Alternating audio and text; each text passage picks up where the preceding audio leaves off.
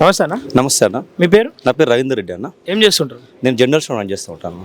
Private general store run చేసుకుంటా, చిన్న చిన్న బిజినెస్ చేస్తూ ఉంటాను. ఓకే, ఇప్పుడు పట్టభద్రుల ఎన్నికలు రాబోతూ ఉన్నాయి కదా, ఓటు ఉందన్న? ఓటు హక్కు ఉందన్న, ఉంది. రిజిస్ట్రేషన్ చేసి ఎవరు వైపు ఉండబోతా ఉన్నారు? నేను నరేంద్ర రెడ్డి అన్నకు సపోర్ట్ చేద్దాం అనుకుంటున్నాను అన్న. ఓకే, ఇదే ప్రాంతం నుండి అంజిరెడ్డి పేరు కూడా వినిపిస్తూ ఉంది బీజేపీ నుండి. అటు ప్రసరణ హరికృష్ణ అని కూడా బలంగా తిరుగుతూ ఉన్నారు, ఇంకొంతమంది తిరుగుతూ ఉన్నారు. అంటే అంటే ఇక్కడ ఎవరికి మొదటి ప్రాధాన్యత ఇస్తారు, ఎవరికి రెండో ప్రాధాన్యత ఇస్తారు, ఎవరికి మూడో ప్రాధాన్యత?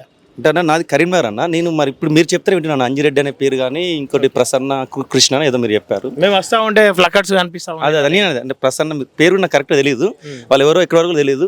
నేను ఇప్పుడు పుట్టింది ఇక్కడే, పెరిగింది ఇక్కడే.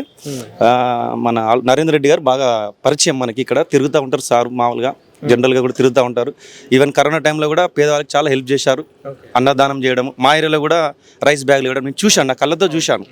తర్వాత సార్ కూడా విద్యా సంస్థలు ఉన్నాయి సార్కి, దాని ద్వారా చాలామంది వాళ్ళకి ఎంప్లాయ్మెంట్ ఇచ్చారు.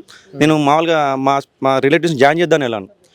అక్కడ మనం తీసుకుంటే అన్న చాలా వరకు వాచ్మెన్స్ ముసలి వాళ్ళే ఉన్నారు. అంటే వెళ్ళి ఏదైనా జాబ్ కానీ అడిగితే ఆయన ఎంతో మందిని ఆయన హాస్టల్లో ఉంచుకొని, ఎంప్లాయ్మెంట్ అక్కడ అవసరం లేకపోయినా ఎంతో మందిని ఉంచుకొని వాళ్ళకు ఒక ఉపాధిని కల్పిస్తున్న వ్యక్తి, ఒక గొప్ప మహోన్నతమైన వ్యక్తి. ఆయన మంచి మనసు వల్ల ఈరోజు మన కరీంనగర్లో ఆయన ప్రస్థానం మొదలైంది. ఈరోజు మనకి ఇప్పుడు జరగబోయే 4 జిల్లాల్లో ఆయన విద్యా సంస్థలు ఉన్నాయి, అలానే హైదరాబాద్లో కూడా విద్యా సంస్థలు ఉన్నాయి, ఈవెన్ మహారాష్ట్రలో ఉన్నాయి. ఒక డిసిప్లిన్, ఒక విజన్, ఒక ప్లానింగ్ ఉన్న వ్యక్తి నరేంద్ర అన్న. కాబట్టి అలాంటి వ్యక్తి రాజకీయాలకు కూడా వస్తే డెఫినెట్గా ఇంకా చాలా బాగా ఆలోచిస్తారు, చాలా మందికి ఉపయోగపడేగా చూస్తారు. ఓకే, ఆయన విద్యావేత్త కానీ రాజకీయానికి కొత్త. ఈ రాజకీయ చదరంగంలో ఆయన నిలవగలుగుతారా, గెలవగలుగుతారా అన్న? ఆయన అంటే నేను మామూలుగా చూస్తూ ఉంటాను అన్న, మా ఏరియా కూడా అప్పుడప్పుడు వస్తూ ఉంటారు. ఆయన చెప్పేది ఏంటన్నా, నేను ఒక విజన్తో ఉన్నాను, ఒక విద్యా సంస్థను స్థాపించాను, సక్సెస్ఫుల్గా రన్ చేస్తున్నాను.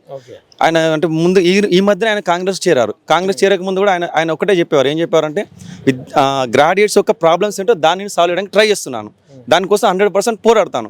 నా విద్యార్థులు గ్రాడ్యుయేట్స్ ఉన్నారు, నా విద్యార్థులు కూడా అన్ఎంప్లాయ్మెంట్స్ ఉన్నారు. ఈ సమాజ సేవ, ఈ గ్రాడ్యుయేట్స్కి సేవ చేద్దాం నేను రాజకీయాలకు వస్తున్నాను, డెఫినెట్గా వాళ్ళ కోసం పోరాడతాను అన్నారు. ఆయన దానికి ఏదైతే బాగుంటుంది, పార్టీ ప్రజెంట్ కాంగ్రెస్ ఉంది కాబట్టి, గవర్నమెంట్లో ఉంది కాబట్టి నేరుగా గవర్నమెంట్తో మాట్లాడచ్చు, నేరుగా సీఎంతో మాట్లాడి అన్ఎంప్లాయ్మెంట్ వాళ్ళ సమస్యలను పరిష్కరించవచ్చు అని ఈయన ప్రయత్నం ఏమైనా చేశారు. టికెట్ కోసం ఈయన టికెట్ కోసం ట్రై చేసినప్పుడు కూడా వేరే వాళ్ళు చాలా మంది చాలా విమర్శలు చేశారు. ఈయనకు అసలు సీఎం దాకా వెళ్ళే అవకాశం ఉందని కూడా విమర్శలు చేశారు. కానీ ఆయన విజన్, ఆయన ఒక పాజిటివ్ దృక్పథంతో ఉన్నారు కాబట్టి దైవానుగ్రహంతో ఈరోజు సీఎం దాకా వెళ్ళారు, టికెట్ తెచ్చుకున్నారు, కాంగ్రెస్ తరఫున అద్భుతంగా ప్రచారం చేస్తున్నారు. ప్రతి మండలానికి వెళ్ళి అన్ఎంప్లాయ్మెంట్తో మాట్లాడుతున్నారు, వాళ్ళ సమస్యలు వింటున్నారు. కొన్ని ప్రాంతాలకు వెళ్ళి ఇమీడియట్గా ఆయన చేయగలిగి చేస్తున్నారు. కొంతమంది ఇప్పుడు ఆ గ్రాడ్యుయేట్స్ మాకు సార్ ఇక్కడ లైబ్రరీ అంటే ఇమీడియట్గా లైబ్రరీ నిర్మించి ఇచ్చారు. ఇప్పటికి కూడా రోజుకి 10 మండలాలు కవర్ చేస్తూ ఆయన తిరుగుతూ ఉన్నారు. సో అలాంటి వ్యక్తి ఉంటే తప్పకుండా గ్రాడ్యుయేట్స్కి ఉపయోగపడుతుంది, మనందరికీ కూడా మంచి జరుగుతుంది నేను కోరుకుంటున్నాను. ఓకే, కానీ ఈయన అవసరానికి మాత్రమే కాంగ్రెస్లకు వెండు, రేపు నిరుద్యోగుల పక్షాన ఉండే అవకాశం ఉందా అని చెప్పేసి కొంతమంది సోషల్ మీడియా వేదికగా ప్రశ్నలు చెప్తా ఉన్నారు. దాని మీద మెసేజ్ అదే అన్న, ఇప్పుడు ఈయన ఒక విద్యావేత్త, ఒక విజన్ ఉన్న వ్యక్తి.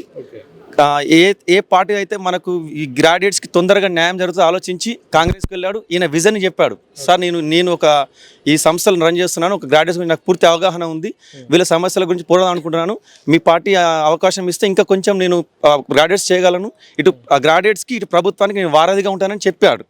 కాబట్టి ప్రభుత్వం కూడా రెస్పాన్స్ అయ్యి ఎంతోమంది అవకాశం అడిగినా కూడా ఇలాంటి వ్యక్తి అయితే బాగుంటుందని ఆలోచించి ఈయనకు టికెట్ ఇచ్చి ఉంటారు. సో అలాంటి వ్యక్తి అయితేనే వాయిస్ కూడా ప్రభుత్వం దగ్గర దాకా వెళ్తుంది కదన్నా. ఈయనకు మీరు అన్నట్టు వేరే ఇన్ని రోజులు పార్టీలో తిరగలేదు, రాజకీయంలో అవగాహన లేదు, కానీ ఈయనకు ఒక విజన్ కరెక్ట్గా ఉంది. మనం మంచి చేయాలా, సమాజానికి మంచి చేయాలా. సారు ప్రసంగాలు నేను వింటూ ఉన్నాను. అని చెప్తున్నానంటే, నేను విద్యా సంస్థలో నా ఎంప్లాయ్మెంట్కి వాళ్ళకి అంటే వాళ్ళ ఎంప్లాయీస్కి ఆయన చేశారంట. ఇది కాదు, ఇంకొంచెం సమాజానికి సేవ చేయాలని ఉద్దేశంతో ఉన్నానని ఆయన చెప్పారు. తప్పకుండా ఆయన సేవ చేస్తారు. ఆయన రాజకీయంగా ఏ పార్టీలో ఉన్నా డెఫినెట్గా ఆయన ఏదైతే అనుకుంటారో దానికి మాత్రం 100% న్యాయం చేస్తారన్న. ఓకే అన్న, థ్యాంక్ యూ.